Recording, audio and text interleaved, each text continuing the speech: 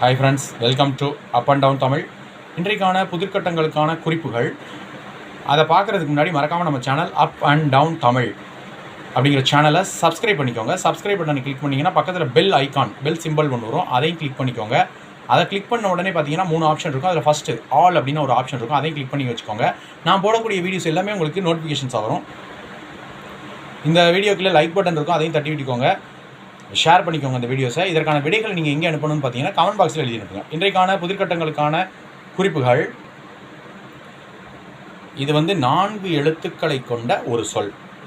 2வது குறிப்பு, சே அப்படிங்கிற முதல் எழுத்து குறிப்பெழுத்தாக உங்களுக்கு எளிமையாக இருக்கணுங்கிறதுனால கொடுக்கப்பட்டிருக்கு.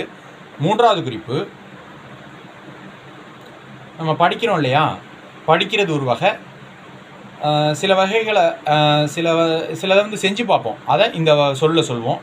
ஆங்கிலத்தில் ப்ராக்டிக்கல் அப்படின்னு கூட சொல்லலாம். இப்போ கண்டுபிடிச்சிருப்பீங்க நினைக்கிறேன். நன்றி, வணக்கம். தேங்க்ஸ் ஃபார் வாட்சிங்.